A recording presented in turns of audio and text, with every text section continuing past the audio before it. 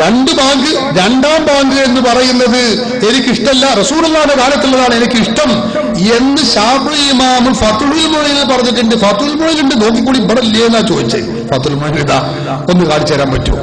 കളവ് പറയുമ്പോഴും വേണ്ടേ സഹോദരന്മാരെ, അല്പം ഒന്ന് ചിന്തിക്കണ്ടേ? ഈ ഫത്ഹുൽ മുഈനൊക്കെ ഓതുന്ന പണ്ഡിതന്മാരും മുതഅല്ലിമുകളും ഇവിടെ ഉണ്ട് എന്നതെങ്കിലും ഒന്ന് ചിന്തിക്കണ്ടേ? അദ്ദേഹം പറഞ്ഞ ആദ്യം പറഞ്ഞതുണ്ടല്ലോ, അതും ശുദ്ധ കളവാണ്. ആദ്യം പറഞ്ഞത് എന്താണ്? നെഞ്ചത്ത് കൈവെക്കണം, അത് ഫത്ഹുൽ മുഈനിൽ ഉണ്ട് എന്നാ. ഫത്ഹുൽ മുഈനിലുള്ളത് അങ്ങനെ അല്ല. മൗലവി ഫത്ഹുൽ മുഈൻ അറബിയിലുള്ള ഗ്രന്ഥ കണ്ടോ. ഫത്ഹുൽ മുഈനിൽ ബഹുമാനപ്പെട്ട ശൈഖ് സൈനുദ്ദീൻ മഖ്ദൂം തങ്ങൾ പറയുന്നു, സുന്നത്താക്കപ്പെട്ടിരിക്കുന്നു എന്ന്, അല്ല സുന്നത്താണ് എന്ന് പറഞ്ഞുകൊണ്ട് ബഹുമാനപ്പെട്ട ശൈഖ് സൈനുദ്ദീൻ മഖ്ദൂം തങ്ങൾ ഇങ്ങനെ പറഞ്ഞു അവസാനം പറയുന്നു, രണ്ട് കയ്യിനെ വെക്കലും സുന്നത്താണ്, തഹ്ത സദ്രിഹി, അവന്റെ നെഞ്ചിന്റെ താഴെ വെക്കണം. നോക്ക് നിങ്ങൾ, നെഞ്ചിന്റെ താഴെ വെക്കണം, നെഞ്ചുമ്മ വെക്കണം എന്നല്ല. മൗലവി ഇത് അറബിയിലുള്ള ഈ കിതാബ് ഒന്ന് നോക്കിയിട്ട് പോരെ ഈ ജാതി ഗുരുവായിത്വം പറയുന്നത്. മഖ്ദൂം തങ്ങൾ നെഞ്ചത്ത് കൈവെക്കണം എന്ന് പറഞ്ഞിട്ടുണ്ട് എന്ന് സ്ഥാപിക്കാനാണ് ഇയാൾ ഈ കുൽസിത ശ്രമം നടത്തുന്നത്. മഖ്ദൂം തങ്ങൾ പറയുന്നത് വദഉഹുമാ തഹ്ത സ്വദിരിഹി വഫൗക സുറത്തിഹി, പൊക്കിളിന്റെ മീതയും നെഞ്ചിന്റെ താഴെയുമായിട്ട് വെക്കണം. ഇതാ ഫത്ഹുൽ മുഈനിലുള്ളത്. നെഞ്ചത്ത് വെക്കണം എന്ന് ഫത്ഹുൽ മുഈനിൽ പറഞ്ഞിട്ടില്ല. അത് മൗലവി നടത്തുന്ന ദുർവ്യാഖ്യാനമാണ്. ഇതേ എനിക്ക് പറയാറുള്ളൂ. അല്ലെങ്കിൽ ഫത്ഹുൽ മുഈനിൽ ഇബാറത്ത് വായിച്ച് അർത്ഥം പറയും. പിന്നെ ഫത്ഹുൽ മുഈനിൽ ഒരു സ്ഥലത്ത് നിസ്കാരം ബാത്തിലാകുന്നതുമായ ബന്ധപ്പെട്ട ചർച്ച പറയുന്നിടത്ത് ഒരു മസല പറഞ്ഞിട്ടുണ്ട്. എന്താണെന്നറിയോ? അത് നെഞ്ചിന്റെ അൻ സ്വദിരിഹി എന്നൊരു പരാമർശമുണ്ട്. ആ സാധുവിന് അതിന്റെ അർത്ഥം അറിയണ്ടേ? അൻ സ്വദിരിഹി എന്ന് പറഞ്ഞാൽ നെഞ്ചിന്റെ മുകളിൽ നിന്നാണ് ഈ സാധു മനുഷ്യൻ മനസ്സിലാക്കിയിട്ടുള്ളത്. അൽഫി ഒന്ന് ഓതണ്ടേ? അതൊക്കെ ഒന്ന് ഓതി പഠിച്ചിട്ട് വന്നാൽ മതി. വെറുതെ ഇവിടെ വന്ന് സഫാത്ത് പറയാൻ നിൽക്കണ്ട. ഈ അൻ എന്ന് പറഞ്ഞതിന്റെ അർത്ഥം എന്താ? നെഞ്ചിന്റെ മുകളിൽ നിന്നാണോ അതോ താഴെ നിന്നാണോ, നെഞ്ചിനെയും വിട്ട് എന്നാണോ? അതൊക്കെ ഒന്ന് പഠിച്ചു വന്നാൽ മതി മൗലവി അടുത്ത പ്രാവശ്യം വരുമ്പോ. അതുകൊണ്ട് സഹോദരന്മാരെ, ഫത്ഹുൽ മുഈനിൽ നെഞ്ചത്ത് കൈവെക്കണം എന്ന പരാമർശം ഇല്ലേ ഇല്ല, ഉണ്ട് എന്ന് മൗലവി പറഞ്ഞത് ശുദ്ധ അസംബന്ധമാണ്, ശുദ്ധ കളവുമാണ്. പിന്നെ രണ്ടാമത് അദ്ദേഹം പറഞ്ഞത് രണ്ടാം ബാങ്ക് അത് ഏതായാലും ബഹുമാനപ്പെട്ട ശാഫിഈ ഇമാം പറയുന്നതോ എനിക്ക് റസൂലുള്ളാഹിയുടെ കാലത്തുള്ള ബാങ്കാണ് എനിക്കിഷ്ടം എന്ന് ഫത്ഹുൽ മുഈനിലുണ്ട്. അതും ശുദ്ധ കളവാണ്. ഫത്ഹുൽ മുഈനിൽ അങ്ങനെ പറഞ്ഞിട്ടില്ല. ഇമാം ഷാഫി തന്റെ അൽ-ഉമ്മു എന്ന് പറയുന്ന കിതാബിൽ ഒരു കാര്യം പറഞ്ഞിട്ടുണ്ട്. എന്താണ്? ഉസ്മാൻ ഇബ്നു അഫ്ഫാൻ റളിയല്ലാഹു അൻഹുവിന്റെ കാലത്താണ് ഈ രണ്ടാം ബാങ്ക് ഉണ്ടായിട്ടുള്ളത്. അതുകൊണ്ട് തന്നെ ആ ബാങ്കും റസൂലുള്ളാഹി സ്വല്ലല്ലാഹു അലൈഹി വസല്ലം തങ്ങളുടെ കാലത്തുള്ള ബാങ്കും കൂടി നോക്കിയാൽ ഫൽ അംറുല്ലദീ ഇലാ അഹ്ദിഹി സ്വല്ലല്ലാഹു അലൈഹി വസല്ലം അഹബ്ബു ഇലയ്യ, അല്ലാഹുവിന്റെ റസൂലിന്റെ കാലത്തുള്ള ബാങ്കാണല്ലോ, അത് റസൂലിന്റെ നിലനിർത്തിയതാണല്ലോ. ആ ബാങ്ക് എന്ന നിലയ്ക്ക് എനിക്ക് അതിനോട് പ്രത്യേക മമതയുണ്ട്, സ്നേഹമുണ്ട് എന്ന് ശാഫിഈ ഇമാം പറഞ്ഞിട്ടുണ്ട്. അതിലാർക്കും തർക്കമില്ല. അതുകൊണ്ട് രണ്ടാമത്തെ ബാങ്ക് അനാചാരമാണെന്നോ അത് ചെയ്യാൻ പാടില്ലെന്നോ അത് നരകത്തിലേക്ക് പോകുന്ന പരിപാടിയാണെന്നോ ശാഫിഈ ഇമാം പറഞ്ഞിട്ടില്ല. ഉണ്ടെങ്കിൽ അതിൽ കാണിക്കട്ടെ, അതല്ലേ വേണ്ടത്. ശാഫിഈ ഇമാമിന്റെ പേരിൽ ഇല്ലാത്ത ആരോപണം ഉന്നയിക്കാൻ പാടില്ല. രണ്ട് കാര്യമാണ് പറഞ്ഞത്. ഒന്ന്, ഫത്ഹുൽ മുഈനിൽ ഉണ്ട് എന്ന് പറഞ്ഞത് അത് ശുദ്ധാസംബന്ധമാണ്, തെറ്റാണ്. രണ്ട്, ശാഫിഈ ഇമാം അത് ചെയ്യാൻ പാടില്ല എന്ന് പറഞ്ഞിട്ടുണ്ടെങ്കിൽ അതും ഇവിടെ തെളിയിക്കണം. അടുത്ത പ്രാവശ്യം ഞങ്ങളെല്ലാവരും സാഗൂതം വീക്ഷിക്കുന്നുണ്ട്, നിങ്ങളത് പറയുന്നുണ്ടോ ഇല്ലേ എന്നറിയാൻ. സഹോദരന്മാരെ, പിന്നെ അദ്ദേഹത്തിന്റെ പ്രസംഗത്തിൽ കഴിഞ്ഞു. ഒറ്റ പോയിന്റ് കൂടി പറഞ്ഞ് നിർത്തുകയാണ്. അദ്ദേഹം ഒരു കാര്യം അദ്ദേഹം പറഞ്ഞത്, കൊട്ടപ്പുറം സംവാദത്തിന് ഞങ്ങൾ പോയത് എങ്ങനെയെന്നറിയാം നിങ്ങൾ? മുജാഹിദുകൾ അള്ളാഹുവിനെ ഏൽപ്പിച്ചുകൊണ്ടാണ് പോയിട്ടുള്ളത്. എന്തേ? ഞങ്ങൾ അഭിവന്യരായ പണ്ഡിതൻ, ആദരണീയരായ പണ്ഡിതൻ CP ഉമർ സുല്ലമി പ്രസംഗമധ്യം തുടങ്ങുമ്പോ തന്നെ പറഞ്ഞതെന്താ? അല്ലാഹുമ്മ ലൗലാ അൻത മഹ്തദൈനാ വലാ തസദ്ദഖ്നാ വലാ സല്ലൈനാ വഅൻസിലൻ സകീനതൻ അലൈനാ വസബ്ബിതുൽ അഖ്ദാമ ഇൻ ലാഖൈനാ. എത്ര വട്ടാത് പറയുന്നറിയോ സാധു. അങ്ങനെ ഞങ്ങൾ ആദരണീയരായ പണ്ഡിതൻ ഇങ്ങനെ പ്രസംഗിച്ചുകൊണ്ടാണ് ഞങ്ങൾ ആരംഭിച്ചത്. സുന്നികളോ? സുന്നികൾ ആരംഭിച്ചത് മുഹ്യിദ്ദീൻ ശൈഖിനെ ഏൽപ്പിച്ചുകൊണ്ടാണ്. യാ സയ്യിദി സനദി ഗൗസി വയാ മദദി കുല്ലി ലഹീറൻ അലൽ അഅദാഇ ബിൽ മദദി മുജീറ ഇർദി വഖുദ് ബിയദി മദാ മുദദി ഖലീഫത്തല്ലാഹി ഫീനാ മുഹ്യിദ്ദീൻ. സുന്നികൾ മുഹ്യിദ്ദീൻ ശൈഖിനെ ഏൽപ്പിച്ചിട്ടുവാ തുടങ്ങിയത്. എന്നിട്ടൊന്നും ഉണ്ടായിട്ടില്ല, അത് പറഞ്ഞിട്ടില്ല. സുന്നികൾ അള്ളാഹുവിനെ ഏൽപ്പിച്ചു, ഞങ്ങൾ അള്ളാഹുവിനെ ഏൽപ്പിച്ചുകൊണ്ട് ആരംഭിച്ചു. സുന്നികളോ മുഹ്യിദ്ദീൻ ശൈഖിനെ ഏൽപ്പിച്ചുകൊണ്ട് ആരംഭിച്ചു. അത് ശരിയാണോ തെറ്റാണോ ഇതേ പറഞ്ഞില്ല. പിന്നെ എന്താ ഉണ്ടായത് പറഞ്ഞിട്ടില്ല. അത് നിങ്ങൾ ശ്രദ്ധിക്കണം. ഇങ്ങനെ നിങ്ങൾ അള്ളാന്റെ സ്വന്തക്കാരായ ആളുകളാണ് വെപ്പ്. ഞങ്ങൾ ഏതായാലും അള്ളാന്റെ കൂടി അള്ളാഹിനെ ഞങ്ങൾക്ക് തീരെ പിടുത്തല്ല എന്നാ മുജാഹിദിന്റെ കാഴ്ചപ്പാട്. ഞങ്ങൾ വെറും മക്ബറയും മശായിഖന്മാരുമായിട്ട് മാത്രം കിടന്ന് കെട്ടിത്തിരിയാണ്. അല്ല, മുജാഹിദുകളെക്കാളും അള്ളാഹുവിനോട് ദ്വാരക്കുന്നവരും അള്ളാഹുവിനെ സ്നേഹിക്കുന്നവരും ഞങ്ങളാണ്. അത് നമുക്കിപ്പോ ഇവിടെ പറയേണ്ടതില്ല, തെളിയിക്കേണ്ടടുത്ത് നമുക്ക് തെളിയിക്കാം. പക്ഷെ ഇദ്ദേഹം പറയുന്നത് എന്താ? ഞങ്ങൾ അള്ളാഹിനെ വിളിച്ചുകൊണ്ടാണ് തുടങ്ങിയത്, സുന്നികളോ മുഹ്യിദ്ദീൻ ശൈഖിനെ വിളിച്ചുകൊണ്ട് തുടങ്ങി. എന്നിട്ട് എന്താ അവിടെ ഉണ്ടായത്? അതെന്തായാലും പറയാഞ്ഞത്. എനിക്ക് അതാ താല്പര്യം. പിന്നെ അവിടെ എന്തേ കൊട്ടപ്പുറം സംവാദത്തിൽ എന്തേ ഉണ്ടായത് പറയുന്നില്ല. ഇന്നും മുജാഹിദുകൾക്ക് കൊട്ടപ്പുറത്തിന്റെ കട്ടപ്പാടങ്ങൾ കേൾക്കുമ്പോഴും കാണുമ്പോഴും ബേജാറാണ്. ഇന്നും മുജാഹിദുകളെ വേട്ടയാടിക്കൊണ്ടിരിക്കുകയാണ്. കൊട്ടപ്പുറത്തിന്റെ കട്ടപ്പാടത്ത് വെച്ച് അഭിമന്യരായ ശൈഖുനാ കാന്തപുരം ഉസ്താദ് മുജാഹിദിന്റെ നെട്ടലടിച്ചിട്ടുണ്ട്. നിങ്ങൾ മനസ്സിലാക്കണം. നിങ്ങൾ വലിയ വീമ്പടക്കിയിട്ട് കാര്യമില്ല. ഓല് പോയത്തക്കാര് അള്ളാഹുനെ മുഹ്യിദ്ദീൻ ശൈഖിനെ ഏൽപ്പിച്ചിട്ടാ പോയത്. എന്നാ ഞങ്ങളെ മുഹ്യിദ്ദീൻ ശൈഖിനെ ഏൽപ്പിച്ചെങ്കിൽ ഏൽപ്പിച്ച മാതിരി നിന്നിട്ടുണ്ട്. നിങ്ങളെ അള്ളാഹിനെ ഏൽപ്പിച്ചില്ല, മുഹ്യിദ്ദീൻ ശൈഖിനെ ഏൽപ്പിച്ചില്ല. നിങ്ങൾ ഇങ്ങനെ പാടി അല്ലാഹുമ്മ ലൗലാ അൻത മഹ്തദൈനാ വസബ്ബിതുൽ അഖ്ദാമി.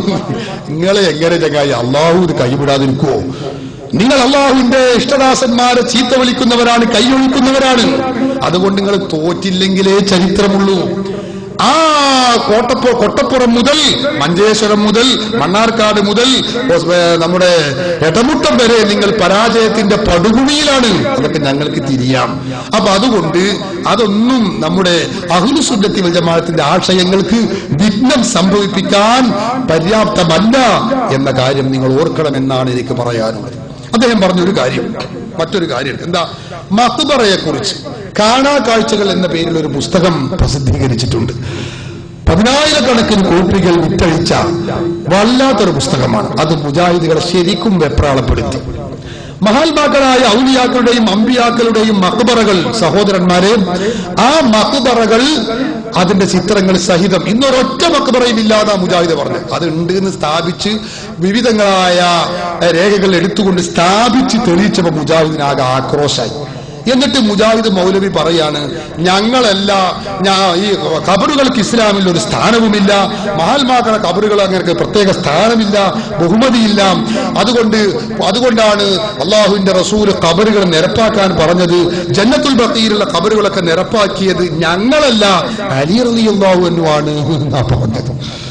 നിങ്ങൾ നോക്കണം, പൂർവ്വകാല മുസ്ലിമീങ്ങൾ, പൂർവികരായ സജ്ജനങ്ങൾ, മഹത്തുക്കളുടെ ഖബറുകൾക്ക് മീതെ ഒരുപാട് കുബ്ബകളും ജാറുകളും ഉണ്ടായിരുന്നു. അതൊക്കെ അടിച്ചു പൊളിച്ച് നിരപ്പാക്കിയത് വഹാബികളാണെന്ന് നമ്മൾ പറയാറുണ്ട്. അപ്പൊ ആ മൂപ്പര വീരവാദം അത് ഞങ്ങളല്ല, അലി റളിയല്ലാഹു അൻഹു ആണ്. ആ ഭാഗം ഒന്ന് കേൾക്കട്ടെ. അലി ഇബ്നു അബീ താലിബിനെ വിളിച്ചിട്ട് പറഞ്ഞു, അലിയെ, പൊങ്ങി നിൽക്കുന്ന ഒരൊറ്റ ഖബറും തട്ടി നിരപ്പാക്കാതെ വിട്ടേക്കരുത്. അങ്ങനെ അലിയാർ ഞങ്ങൾ കൂട്ടരും തട്ടി നിരപ്പാക്കിയതാ ഖബറ് ജന്നത്തുൽ ബഖീൽ. മുജാഹിദുകളല്ല. ഇനി നിങ്ങൾ വിചാരിച്ചോളൂ ഞങ്ങളാണ് സത്യം, ഞങ്ങളാണ് നിങ്ങൾ വിചാരിച്ചോളൂ സന്തോഷം. എന്തുകൊണ്ട്? ഒരു ചാണിന്റെ മീതെ ഖബറ് കെട്ടി പൊന്തിക്കരുത് എന്ന് പറഞ്ഞ നബി അത് ഇഷ്ടപ്പെടും. ആ നബിന്റെ സുന്നത്താ, റസൂലിന്റെ സുന്നത്താ, അല്ലാഹു പഠിപ്പിച്ചതാണ് ലോകത്ത്. കേട്ടില്ലേ നിങ്ങൾ? അലി റളിയല്ലാഹു അൻഹു ആണ് എന്നുള്ള ഖബറുകളൊക്കെ അടിച്ചു തെളിച്ച് നിരപ്പാക്കിയത് എന്നാണ് മുജാഹിദുകൾ പറയുന്നത്. ജന്നത്തുൽ ബഖീൽ ഉണ്ടായിരുന്ന ഖബറുകളൊക്കെ അടിച്ചു പൊളിച്ച് നിരപ്പാക്കിയത്. അപ്പൊ ഖബറുകൾക്ക് ഇസ്ലാമിൽ ഒരു പ്രത്യേക സ്ഥാനമില്ല, മഹത്വമില്ല. ഖബർ ഒരു ചാടിനേക്കാൾ വർദ്ധിപ്പിക്കരുത്. ലാ തജ്അൽ ഖബരി വസനൻ യുഅബദു, അദ്ദേഹം പിന്നീട് പറയുന്നുണ്ട്. എന്റെ ഖബറിനെ നിങ്ങൾ ആരാധിക്കപ്പെടുന്ന കേന്ദ്രങ്ങളാക്കരുത് എന്ന് അല്ലാഹുവിന്റെ റസൂൽ പറഞ്ഞിട്ടുണ്ട്. ഞങ്ങൾക്ക് മഞ്ചേശ്വരം സംവാദത്തിൽ ചോദിച്ച ചോദ്യം ഞങ്ങൾക്ക് അവിടെ ചോദിക്കാനുള്ളത് അല്ല. അള്ളാഹുവിന്റെ റസൂലിന്റെ ആ ചോദ്യത്തിന് ഉത്തരം, ആ പ്രാർത്ഥനയ്ക്ക് ഉത്തരം കിട്ടിയിട്ടുണ്ടോ ഇല്ലേ? രണ്ടാമെന്ന് പറയണല്ലോ.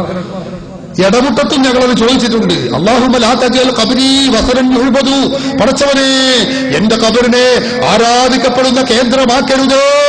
അല്ലാഹുവിന്റെ റസൂല് പ്രാർത്ഥിച്ചതാണ്. അല്ലാഹുവിന്റെ റസൂല് നിങ്ങളുടെ പ്രാർത്ഥന പോലെ ആവില്ലല്ലോ റസൂലുള്ളാഹിന്റെ പ്രാർത്ഥന. അതിന് ഉത്തരം കിട്ടിയിട്ടുണ്ടോ ഇല്ലേ?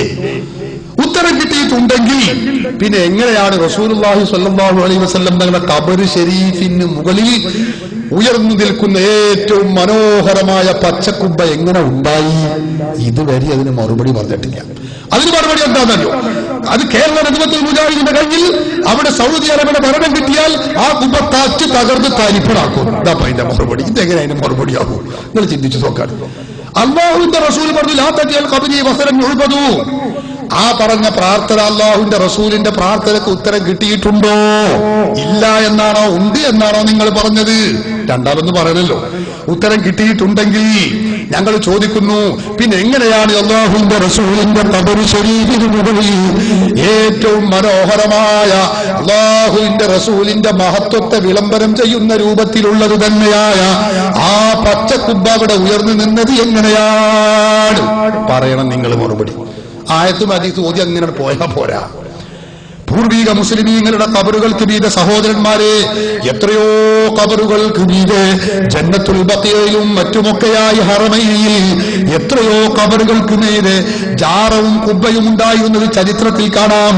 ബഹുമാനപ്പെട്ട ഇമാം നബവി റഹിമഹുല്ല പറയുന്നു, ഹംസ റളിയല്ലാഹു അൻഹുവിന്റെ ഖബറിനെ കുറിച്ച് പറയുകയാണ്, വഖബ്റുഹു മശ്ഹൂർ യുസാറു വയുതബറകു ബിഹി.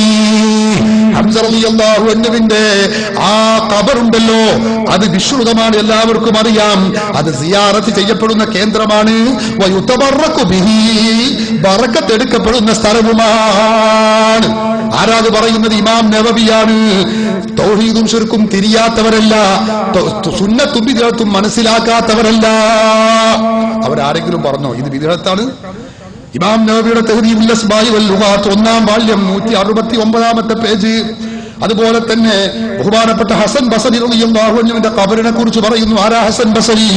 400ഓളം പണ്ഡിതന്മാർ സഹാബികളിൽ ദീൻ പഠിച്ച താബിഈകളുടെ നേതാവാണ്. അവരുടെ ഖബറുകൾക്ക് മീതെ ജാറമുണ്ടെന്ന് താരീഖുൽ മദീനയിൽ കാണാം.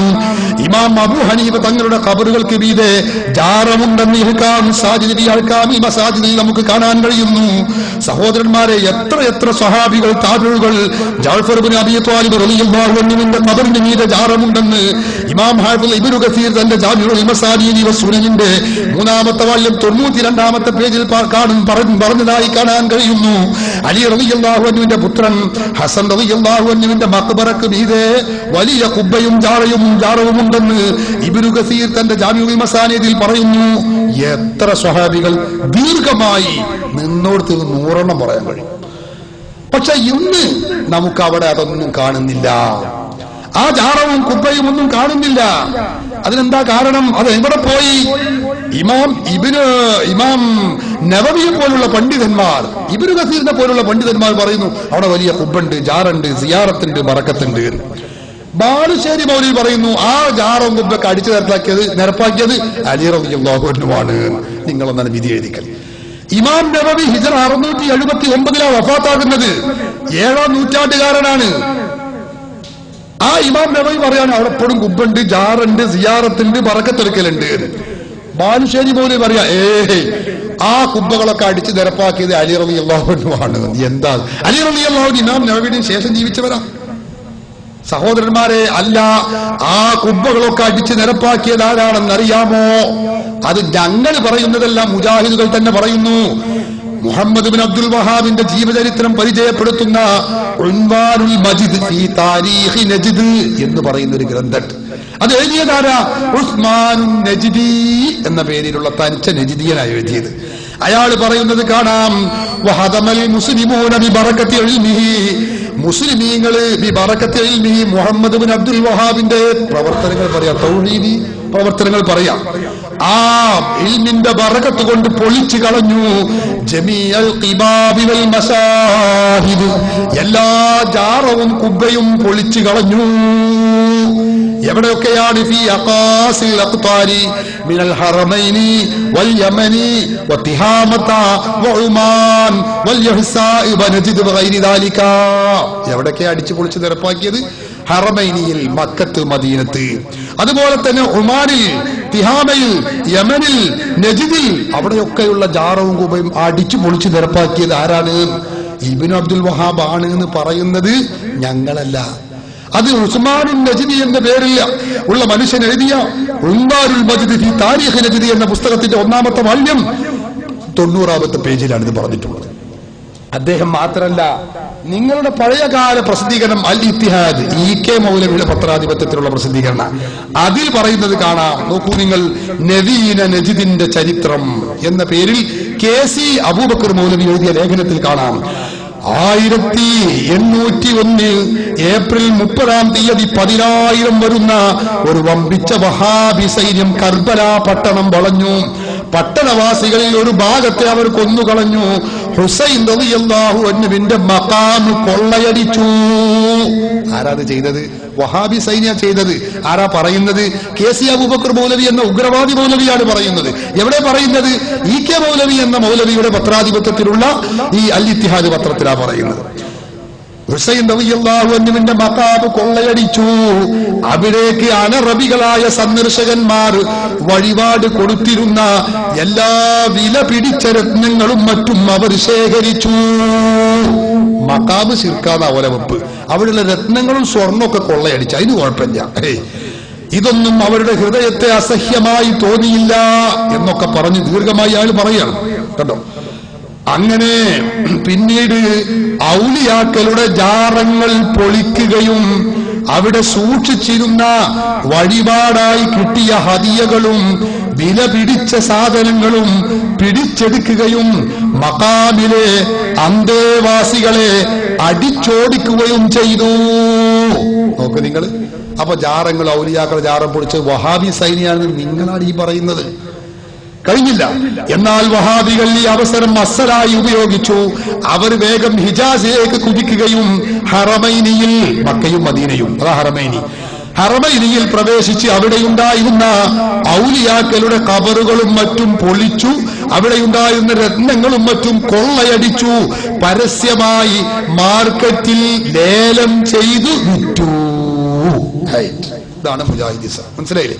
ജാറം പൊളിക്കുക, മഹാത്മാക്കളെ ജാറം പൊളിക്കുക, അവിടെയുള്ള വഴിപാടുകളൊക്കെ എടുക്കെടുത്ത് വിൽക്കുക, അത് ലേലം വിളിച്ച് വിറ്റ് വിൽക്കുക, ആ കാശ് കുട്ടടിക്കുക. ഇതാണ് മുജാഹിദിന്റെ പരിപാടി. മുജാഹിദുകൾ പറഞ്ഞതാണ്, ഞാൻ പറഞ്ഞതല്ല.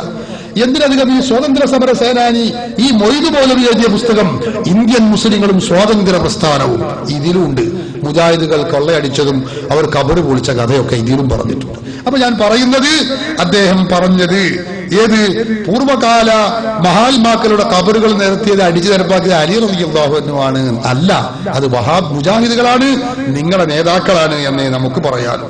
അതുകൊണ്ട് തന്നെ സഹോദരന്മാരെ, ആ വാദം ബാലിശമായ വാദമാണ്. പിന്നെ അദ്ദേഹം പറഞ്ഞ വലിയൊരു സംഗതിയുണ്ട്. എന്താ? താടി വെക്കൽ സുന്നത്തല്ല, നിർബന്ധമാണ് എന്നാണ്. നിർത്തിയാണ്. താടി വെക്കൽ സുന്നത്തല്ല, നിർബന്ധമാണ്. താടി വെക്കൽ നിർബന്ധമല്ല, സുന്നത്തല്ല, നിർബന്ധമാണ് എന്ന് പറഞ്ഞാൽ നമ്മളാരെങ്കിലും ഇപ്പൊ താടി വെക്കണ്ടെന്ന് പറഞ്ഞതുപോലെ അദ്ദേഹത്തിന്റെ വാദം കേട്ടിട്ട് നമ്മളാരും താടി വെക്കുന്നതിനെതിരുള്ള താടി വെക്കൽ സുന്നത്താണ്. ഹബീബ് മുഹമ്മദ് റസൂലുള്ളാഹി സ്വല്ലല്ലാഹു അലൈഹി വസല്ലം തങ്ങൾ നിർദ്ദേശിച്ചതാണ്, അത് പ്രഖ്യാപിച്ചതാണ്, അത് ജീവിതത്തിൽ പകർത്തേണ്ടതുമാണ്. നമുക്ക് ആർക്കും തർക്കമില്ല. പിന്നെ അദ്ദേഹം പറയുന്ന ഒരു തർക്കമില്ലാത്ത വിഷയത്തെ വലിച്ചെഴിച്ചുകൊണ്ട് തർക്കം ഉണ്ടാക്കുകയാണ് മൗലവി. എന്തിനാണെന്നറിയോ? അത് പറയുന്നത് അദ്ദേഹം ഇവിടേക്കല്ല, നാദാപുരത്ത് പേരോട് ഉസ്താദ് അവറുകളും പേരോട് അബ്ദുറഹ്മാൻ തഖാഫിയും അതുപോലെ ഷാർജ സലഫി എന്ന പേരിലുള്ള ഹുസൈൻ സലഫിയും തമ്മിൽ ഒരു ഭയങ്കര പോര് നടക്കുന്നുണ്ട്. നമുക്കറിയാലോ. ആ ഫൈറ്റിംഗ് അയാള് അമ്പെ പരാജയപ്പെട്ട് ആകെ വിഷണ്ണനായിരിക്കുകയാണ്. അപ്പൊ അവിടെ അദ്ദേഹം പറഞ്ഞിരുന്നു, എന്ത് തലമറക്കൽ സുന്നത്തില്ലാതെ അനാചാരമാണ് എന്ന് പറഞ്ഞിരുന്നു. അപ്പൊ പേരോട് ഉസ്താദ് അല്ല, അത് സുന്നത്ത് തന്നെയാണ് എന്ന് സ്ഥാപിച്ചുകൊണ്ട് ഹദീസുമായത്തിനൊക്കെ പുറമെ മുജാഹിദുകളുടെ ഗ്രന്ഥങ്ങൾ എടുത്തുകൊണ്ട് തന്നെ ഉദ്ധരിച്ചു. മൗലവിക്ക് അതിൽ ആകെ അടിപതറി. പാവം, അദ്ദേഹത്തിന് ഒന്നും മറുപടി പറയാൻ കഴിയും. ആ കാസറ്റുകൾ, സീഡികൾ ഇന്ന് ലഭ്യമാണ്. എല്ലാവരും അതൊന്ന് കാണണം, കേൾക്കണമെന്നാണ് എനിക്ക് പറയാനുള്ളത്. മുജാഹിദുകളുടെ മറുപടി പറയാൻ കഴിയാത്ത വലിയ വീരനാണ് ഞാൻ എന്നുള്ള വെപ്പിലായിരുന്നു ഷാർജ സലഫി എന്ന ഹുസൈൻ സലഫി നടന്നിരുന്നത്. 2 തവണ മാതാപുരത്ത് പരിപാടി നടത്തിയപ്പോഴേക്കും മൂപ്പര് വയനാട്ടിൽ കല്യാണത്തിന് പോയ മാതിരിയായിരിക്കണം. എവിടുക്കാൻ പോകണം? ഞാൻ എവിടുക്കാൻ പോണത്? വയനാട്ടിലാണ്. എന്തിനാ പോണത്? കല്യാണത്തിനാണ്. തിരിച്ചു വന്നപ്പോൾ എവിടുന്നാ വയനാട്ടിൽ നിന്ന്? എന്താ ഈ കോലത്തിലായിട്ടുണ്ട് സാധു. ഇൻഷാ അല്ലാഹ് 1-2 പരിപാടി കൂടി രാധാപുരത്ത് കഴിയുന്നതോടുകൂടി വഹാബി സത്തത്തിന് അവിടെ കുറിച്ചു കയറും ഇൻഷാ അല്ലാഹ്, യാതൊരു സംശയം. അള്ളാഹു നമ്മുടെ പേരോട് ഉസ്താദ് അവർക്ക് ആഫിയത്തുള്ള ദീർഘായുസ് പ്രദാനം ചെയ്യുമാറാവട്ടെ. അഹ്ലു സുന്നത്തി വൽ ജമാഅത്തിന് വേണ്ടി പ്രവർത്തിക്കുന്ന നമ്മുടെ ഉലമാക്കൾക്കൊക്കെ അള്ളാഹു ശക്തമായ കഴിവും ആഫിയത്തും ദീർഘായുസും പ്രദാനം ചെയ്യുമാറാവട്ടെ. ആമീൻ. അപ്പൊ അവിടെ ഒരു വിഷയം നടക്കുന്നുണ്ട്. അത് തലപ്പാവ് സുന്നത്തില്ല എന്ന് പറഞ്ഞപ്പോ ഉമർ മൗലവിയുടെ സൽസബിയിലും മറ്റും രേഖ കൊണ്ട് തെളിയിച്ചപ്പോ ആൾക്ക് മറുപടിയില്ല. അപ്പൊ അയാൾ മറുപടി ആൾക്ക് കിട്ടുന്ന വിഷയം പറ, താടി അത് സുന്നത്താണ് എന്ന് പറഞ്ഞിട്ട് താടിമ കടന്ന് കെട്ടിപ്പറിയാണ്. താടിയെ കുറിച്ച് തന്നെ ഇമാം ഗസാലി റഹിമഹുല്ല പറയുന്നുണ്ട്, താടി എന്ന് പറഞ്ഞിട്ട് ഇങ്ങനെ തേനീച്ച കൂട് പോലെ വളർത്താൻ പാടില്ല, മനുഷ്യന്റെ കോലത്തിലാക്കണം എന്ന് അതാ പേരോട് അവിടെ പറഞ്ഞതും. താടിക്കെതിരല്ല, താടി ഞങ്ങൾ വളർത്തുന്നവരാണ്, വളർത്താൻ ഞങ്ങളെ ശിഷ്യന്മാരോടും ഞങ്ങളുടെ കുട്ടികളോടും പ്രവർത്തകരോടും ഉപദേശിക്കുന്നവരുമാണ്. പക്ഷെ മുജാഹിദ് തർക്കമില്ലാത്ത വിഷയം എടുത്തു പറഞ്ഞുകൊണ്ട് എന്താ പറയുന്നത്? താടി നിർബന്ധാണ്. ഇവിടെ പ്രസംഗിച്ച മൗലവിയുടെ കാസറ്റ് ശ്രമിച്ചാൽ കാണാം, കേൾക്കാൻ നിങ്ങൾ കഴിയും. അതിന് തെളിവെന്താ?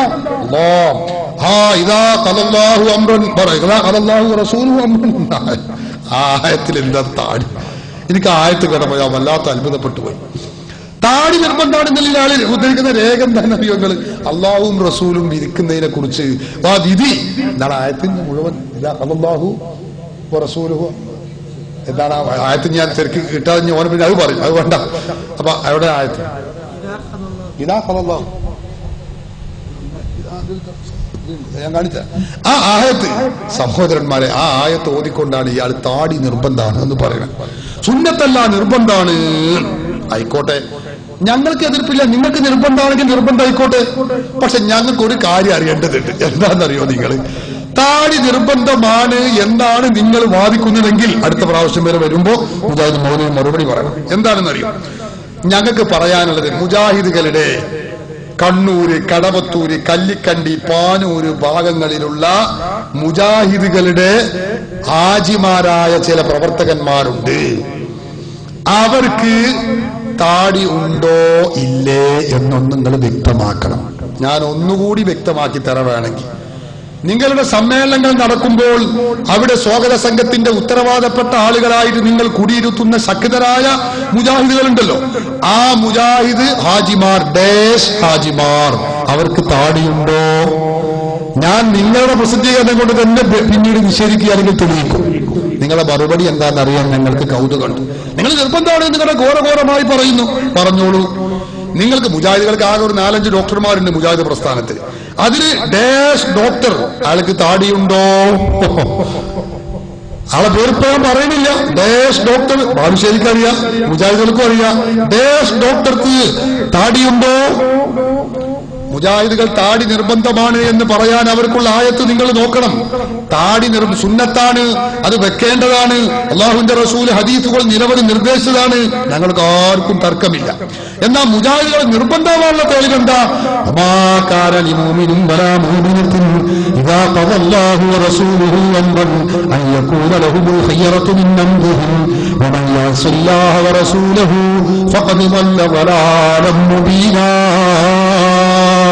ഈ ആയത്ത താടി നിർബന്ധമാവുള്ള ആയത്ത്. മനസ്സിലായില്ലേ? ഇതിന് താടി നിർബന്ധമാണെന്ന് എവിടെയെന്ന് നമുക്ക് തിരിഞ്ഞിട്ടില്ല. അല്ല, ഈ ആയത്തോട് താടി നിർബന്ധമാക്കുകയാണോ? എന്നാ പിന്നെ മുജാഹിദ് താടി മാത്രമല്ല പലതും നിർബന്ധമാക്കേണ്ടി വരും, മുഴുവനും നിർബന്ധമാക്കേണ്ടി വരും. മുജാഹിദ് പണ്ട് വീരാനൊക്കെ പറഞ്ഞ മാതിരി മുണ്ടിയാലും കുടുങ്ങി മുണ്ടിയിലെങ്കിലും കുടുങ്ങി ഈ രൂപത്തിൽ കത്തുന്നത്. അപ്പൊ അതുകൊണ്ട് ഈ ജാതി വിട്ടിട്ടൊന്നും പറയണ്ട. ഒരായത്തോട് ഓതാ, വിഷയം പറഞ്ഞിട്ട് ആയത്തോട് പേര് തൊള്ളിൽ അപ്പം എന്താ വന്നത്? ആയത്തോട് ഓതാ, എന്നിട്ട് പറയാം അത് വാന്തുമാക്കൂ 25 എത്തിക്കാതിരിക്കണം എന്നാണ് വാക്കിഫൂന ഫിൽ മസാജിദ് ആയത്താണ്. താടി നിർബന്ധമാണ്. അതിന്റെ ആയത്ത് വമാകാന മുഅ്മിനിൻ വലാ മുഅ്മിനത്തിൻ ഇദാ ഖദല്ലാഹു വറസൂലുഹു അംറൻ അയ്യകൂന ലഹുൽ ഖിയറതു മിൻ അംരിഹിം വമൻ യഅസില്ലാഹ വറസൂലുഹു ഫഖദ് ളല്ല ളലാലൻ മുബീനാ. ഇതിന്റെ അർത്ഥം എന്താ? താടി നിർബന്ധമാണ്. മനസ്സിലായില്ലേ? എന്താണ് ഇത്രയൊക്കെ കഥയില്ലാത്ത ഒരാളെ നിങ്ങളോട് കൊണ്ടുവരാൻ പറ്റും? ഒരു അന്തമുള്ള ഒരാളെ കൊണ്ടുവരണ്ടേ? ഏതോ ആവട്ടെ, നമ്മുടെ വിഷയം അതല്ല. താടി നിർബന്ധാണെന്ന് അവിടെ പ്രസംഗിച്ച മൗലവി പറയുന്നത്. താടി നിർബന്ധാണെങ്കിൽ ഞാൻ ചോദിക്കുന്നു, മുജാഹിദുകൾ ഇതേതാ പുസ്തകം? ഗൾഫ് സലഫിസവും മുജാഹിദ് പ്രസ്ഥാനവും MI മുഹമ്മദ് അലി സുല്ലമി എഴുതിയ പുസ്തകം. അതിന്റെ ആ 94-ാമത്തെ പേജിൽ ഒരു ഹെഡിങ്, താടി വടിക്കുന്നവർ. ഹെഡിങ് ബാലുശ്ശേരി മൗലവി കേട്ടിട്ടില്ലെങ്കിൽ കേൾക്കണം. താടി വടിക്കുന്നവർ. വായിക്കാം. കേരള നദുവത്തുൽ മുജാഹിദീന്റെ പ്രവർത്തകർ, പണ്ഡിതർ, നേതാക്കൾ തുടങ്ങിയവരിൽ നല്ലൊരു വിഭാഗം താടി വടിച്ചവരാണ്. ധാരാ പറയണത് സമസ്തന്റെ ബുക്കല്ലേ? മുജാഹിദ് പണ്ഡിത സംഘടനയുടെ സംസ്ഥാന vice president MI Muhammad Ali Sullami, Madavoor ഗ്രൂപ്പിന്റെ പണ്ഡിത സംഘടന, അദ്ദേഹം എഴുതിയ പുസ്തകം 94-ാം പേജ്. നല്ലൊരു വിഭാഗം താടി വടിച്ചവരാണ്. താടി വളർത്തൽ സുന്നത്താണെന്ന് മുജാഹിദ് പ്രവർത്തകർ മനസ്സിലാക്കിയിട്ടുണ്ട്. എന്നാൽ താടി വടിക്കൽ നിഷിദ്ധമാണെന്ന് പറയുന്നവരാരും മുജാഹിദ് പണ്ഡിതരുടെ കൂട്ടത്തിലില്ല. അതായത് അത് വാജിബാണ്, വാജിബായ കാര്യം അത് പിന്നെ ഒഴിവാക്കിയ നിഷിദ്ധാവും ഹറാമാവുമല്ലോ. അങ്ങനെ പറയുന്നവരൊന്നും പണ്ഡിതരുടെ കൂട്ടത്തിലില്ല, മുജാഹിദ് പണ്ഡിതരുടെ കൂട്ടത്തിലില്ല എന്ന് ഞാൻ പറയല്ല, നിന്റെ മേലിൽ പറയണ്ട, നിങ്ങളെ പുസ്തകത്തിലാ പറയുന്നത്. എന്ത് പറയാനുണ്ട് ബാലുശ്ശേരിക്ക്? അത് ബാലുശ്ശേരിക്ക് എന്താ പറയണ്ടായ? അത് മടവൂർ ഗ്രൂപ്പിന്റെ ബുക്കാണ്, അതിലുള്ളതാണ്.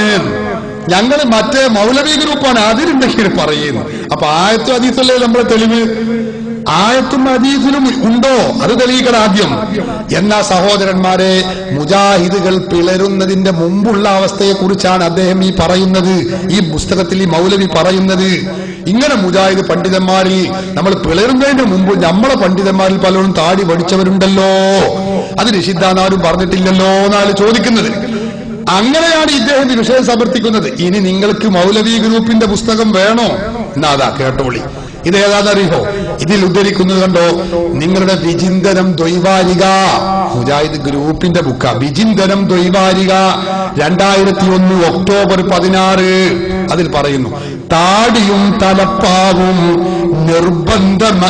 നിർബന്ധമല്ല, വാജിബല്ല. ബാലുശ്ശേരി മൗലവി, നിങ്ങളുടെ വിചിന്തനത്തിലാണ് ഈ പറയുന്നത്. താടിയും തലപ്പാവും നിർബന്ധമല്ല. നിർബന്ധമല്ലാത്ത കാര്യങ്ങൾ അടിച്ചേൽപ്പിക്കാൻ പാടില്ലതാനും. വിചിന്തനം ദ്വൈവാരിക 2001 ഒക്ടോബർ 16. ഞങ്ങൾ ഇനി ഏതാ സ്വീകരിക്കേണ്ടത്? മുജാഹിദ് മൗലവി ഗ്രൂപ്പിന്റെ പുസ്തകമായ വിചിന്തനത്തിൽ പറഞ്ഞതോ, നിർബന്ധമല്ല എന്ന് പറഞ്ഞതോ, അതോ ബാലുശ്ശേരി മൗലവി പറഞ്ഞതോ? നിങ്ങൾ ഇതൊന്നും തീരുമാനാക്കിയിട്ട് പോരെ, ഇത് ജനങ്ങളോട് വിളിച്ചു പറയാം. അതാദ്യം നിങ്ങളൊന്ന് തീരുമാനിക്കുക. അപ്പൊ അതുകൊണ്ട് തർക്കമില്ലാത്ത വിഷയം വലിച്ചിഴച്ചുകൊണ്ട് ഇവിടെ തർക്കത്തിൽ നിന്നും വിഷയത്തിൽ നിന്നും വ്യതിചലിക്കേണ്ട യാതൊരു കാര്യവുമില്ല എന്ന് ഓർമ്മപ്പെടുത്തുകയാണ്. സഹോദരന്മാരെ, നിർത്തുന്നു. ഒരൊറ്റ കാര്യം അദ്ദേഹം പറഞ്ഞത് കൂടി പറഞ്ഞ് അവസാനിപ്പിക്കുകയാണ്. അദ്ദേഹം പറഞ്ഞ ഏറെ പ്രധാനപ്പെട്ട കാര്യങ്ങളൊക്കെ ഞാൻ കോട്ട് ചെയ്ത് വെച്ചിട്ടുണ്ട്. അതിൽ അവസാനമായി അദ്ദേഹം പറയുന്നത് എന്താ? നേരത്തെ പറഞ്ഞ നിങ്ങൾ ഇനിയും വിശ്വസിക്കരുത്, എന്നിട്ടാൾ വിശ്വസിക്കരുത് എന്ന് പറഞ്ഞ് അയാൾ സമർത്ഥിക്കുന്നത് എന്താണെന്ന് അറിയോ? ഭൂരിപക്ഷ പണ്ഡിതന്മാരും അവർ ചതിക്കുന്നവരാണ്, ചതിയന്മാരാണ്, കൊള്ളരുതാത്തവരാണ്, അംഗീകരിക്കാൻ പറ്റാത്തവരാണ് എന്നൊക്കെ പറഞ്ഞ് അന്യന്റെ മുതല് തിന്നുന്നവരാണ്. സുന്നി പണ്ഡിതന്മാരൊക്കെ അന്യന്റെ മുതല് തിന്നുന്നവരാണ്, അന്യായമായി തിന്നുന്നവരാണ്. അത് ഖുർആൻ നിരോധിച്ചതാണ്. അതാണ് ഞങ്ങൾ പറയുന്നത്. അത് നിരോധിക്കാനുള്ള, അന്യായമായി തിന്നുന്നതാണെന്ന് പറയാനുള്ള കാരണം എന്താ? ഒന്നുമല്ല, ഇവങ്ങൾ മരിച്ചിടത്ത് അൽ ഫാത്തിഹ, അതുപോലെ തന്നെ പുതിയമാണവാളൻ അറങ്ങുന്നിടത്ത് അൽ ഫാത്തിഹ, ഗൾഫിലേക്ക് പോകുമ്പോൾ അൽ ഫാത്തിഹ, നിക്കാഹിന്റെ വേളയിൽ അൽ ഫാത്തിഹ. നിങ്ങൾ എങ്ങനെ വരുന്നു? ഫാത്തിഹക്കാണെങ്കിലോ ഗാന്ധിത്തല, ഗാന്ധിത്തല എന്ന 500ന്റെ നോട്ടുകൾ. ഇത് പരിശുദ്ധ ഖുർആനിന് വിരുദ്ധമാണ്. എന്തേ ഖുർആൻ പറഞ്ഞത്? യാ അയ്യുഹല്ലദീന ആമനൂ ഇന്ന കസീറൻ മിനൽ അഹ്ബാരി വറുഹ്ബാൻ എന്ന് പറഞ്ഞ് ഖുർആൻ പറയുന്നു. അന്യായമായി അന്യന്റെ മുതല് ഭുജിക്കുകയാണ്, തിന്നുകയാണ് ചെയ്യുന്നത്.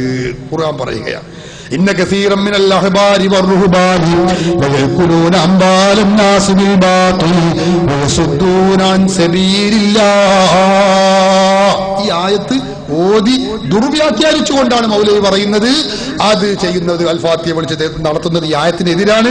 സുന്നികൾ ചെയ്യുന്നത് അന്യായമായി തിന്നുകയാണ്, ഹറാമാണ്, ഒരിക്കലും പാടില്ല. എന്നാൽ ഞങ്ങൾ മുജാഹിദുകളോ, ഞങ്ങൾ എത്ര ശുദ്ധന്മാരാണ്.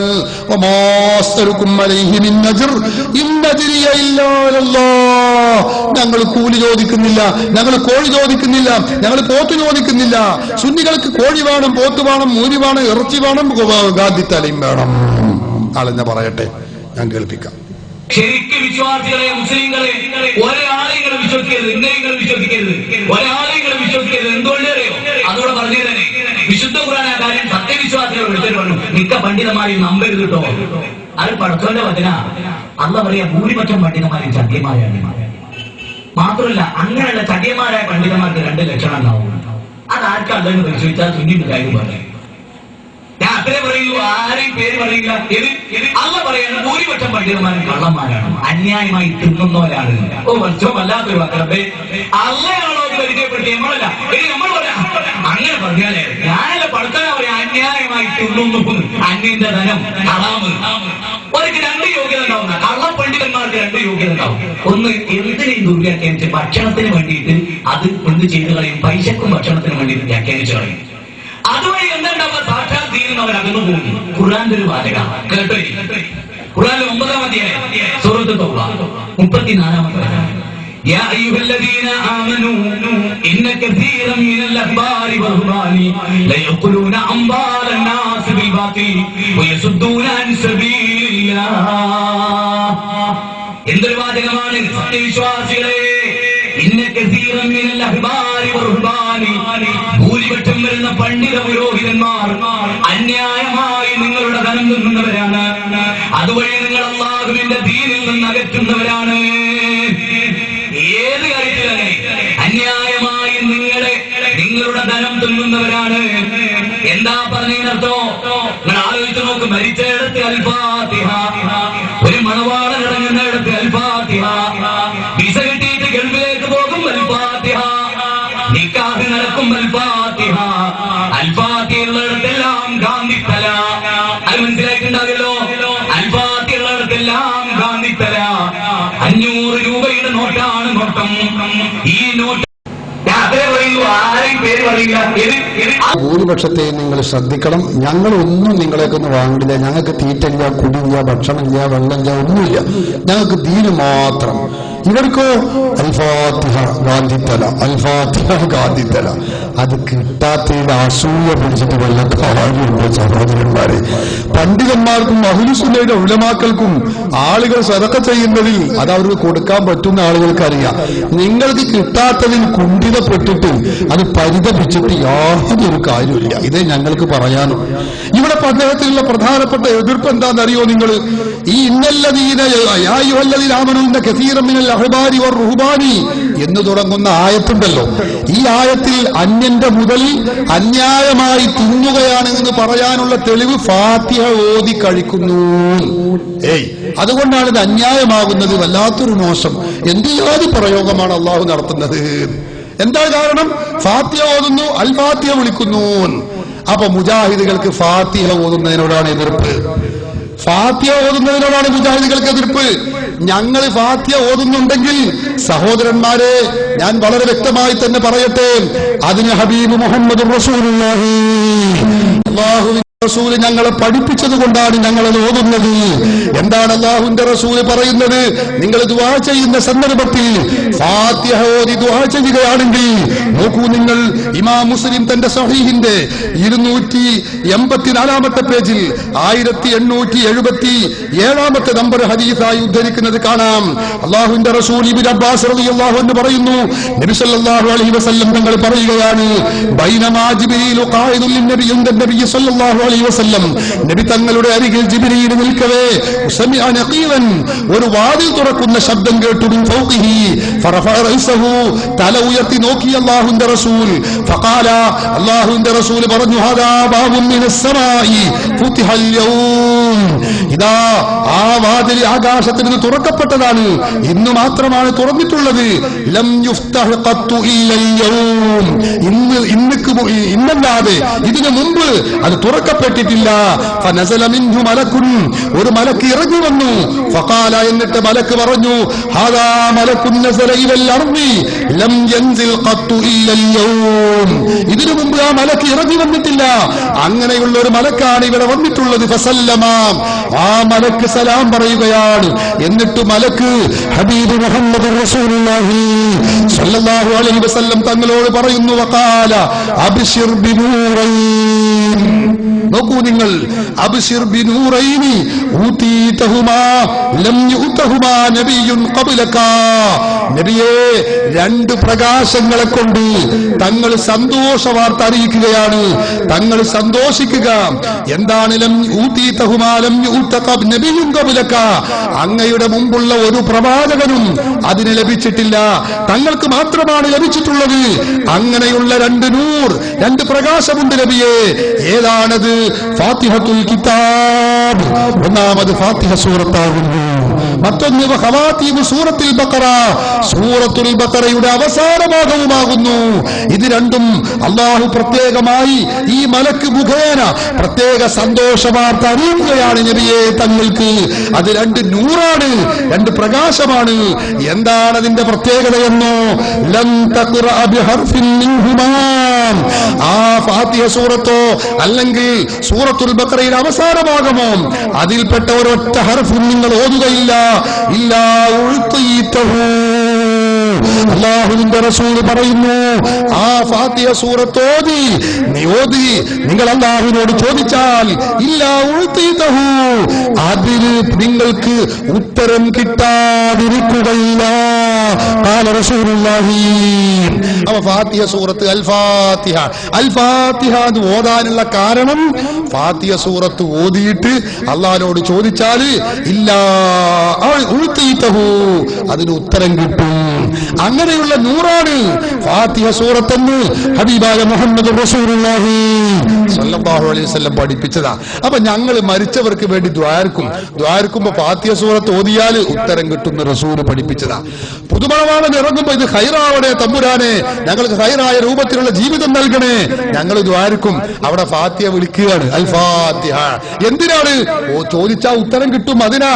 അതുപോലെ തന്നെ മണവാളൻ ഇറങ്ങുന്ന സന്ദർഭത്തിൽ മാത്രമല്ല, നിക്കാഹിന്റെ വേദിയിലും ഗൾഫിലേക്ക് പോകുമ്പോഴും ഞങ്ങൾ ഫാത്തിഹ വിളിക്കും. എന്തിനാ?